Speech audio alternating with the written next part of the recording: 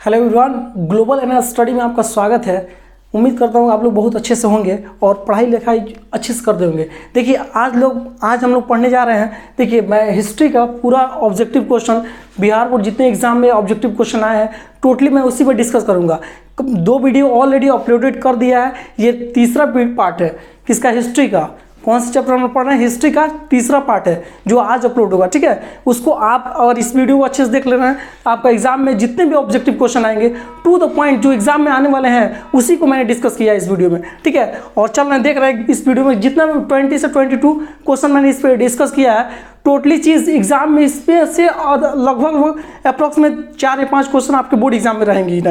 एकदम बिल्कुल अच्छे से पढ़ के जाइएगा, सुंदर से एक ऑब्जेक्टिव को पकड़ बना के लेके जाइएगा, एक ऑब्जेक्टिव। ठीक है, थोड़ा सा दिक्कत होता है, यहाँ से ट्रेन आती जाती है, इसके लिए माफ़ी चाहता हूँ।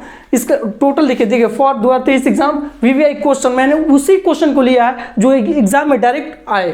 ठीक है, 10 बोर्ड एग्जाम क्वेश्चन, हिस्ट्री का, इतिहास का, सामाजिक विज्ञान, आपका टोटल 22 क्वेश्चन है। आप अच्छे से कवर कर लीजिएगा तो आपका बोर्ड में अच्छा मार्क्स आएगा ऑब्जेक्टिव से। देखिए पहला क्वेश्चन देख रहे हैं। पहला क्वेश्चन क्या कर रहा है? दास कैपिटल का प्रकाशन किस वर्ष हुआ था? दास कैपिटल का प्रकाशन किस वर्ष हुआ था? ऑप्शन नंबर ए है 1848 में, ऑप्शन नंबर बी है 1864 में, ऑप्शन नंबर सी है 1867 में, ऑप्शन नंबर डी है 1883 में। इसका आंसर कितना हो जाएगा? 1867 में, ऑप्शन नंबर सी। इसका आंसर क्या हो जाएगा? 1867। देखिए सेकंड क्वेश्चन क्या है? रूस की बेल्शेविक क्रांति का नेतृत्व किसने किया था? रूस की बेल्शेविक क्रांति का नेतृत्व किसने किया था? ऑप्शन नंबर ए है करेस्किन है, बी ट्राटस्की है, सी लेनिन है, डी स्टालिन ने। किसने किया था? ऑप्शन नंबर सी हो जाएगा, लेनिन ने।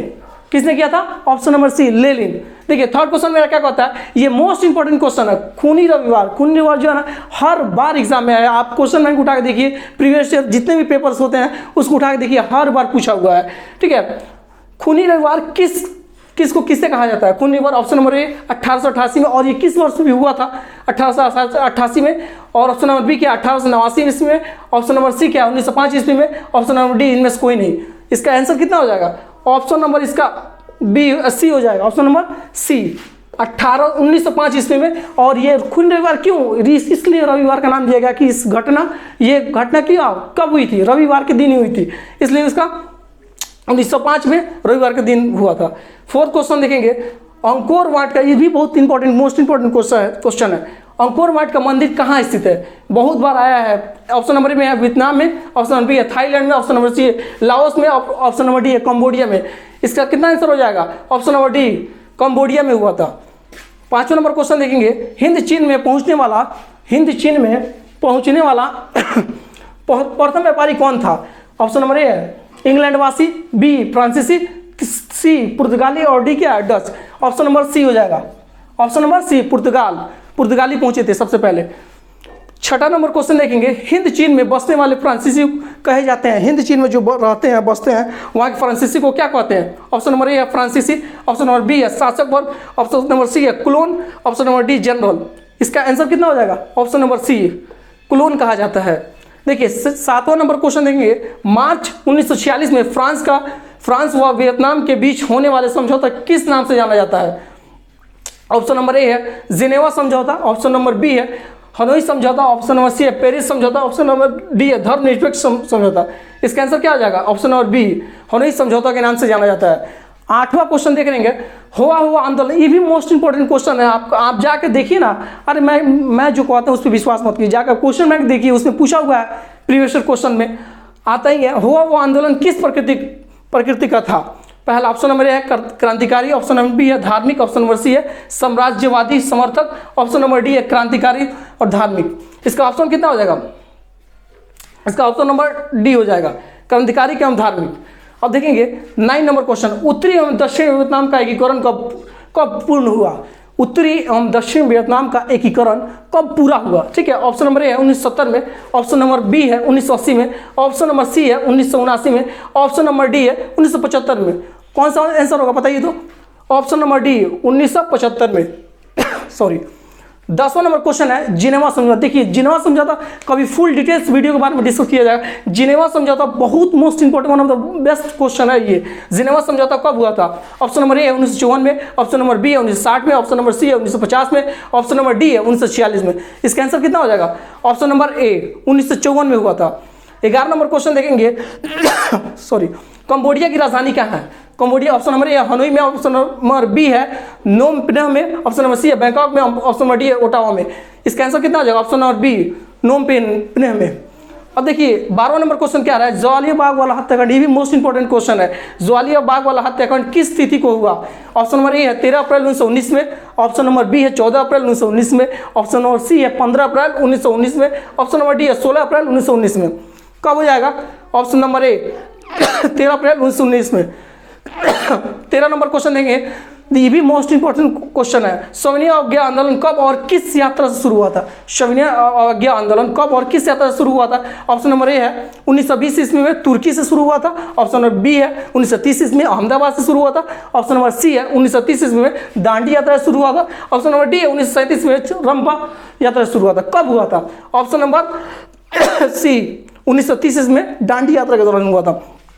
14 नंबर क्वेश्चन है वल्लभ भाई पटेल सरदार की उपाधि किस किसान आंदोलन के दौरान दी गई थी? ऑप्शन नंबर ए है बारदौली, ऑप्शन नंबर बी है अहमदाबाद, ऑप्शन नंबर सी है Kheda, option number D Champaran. किस वर्ष बताइए तो?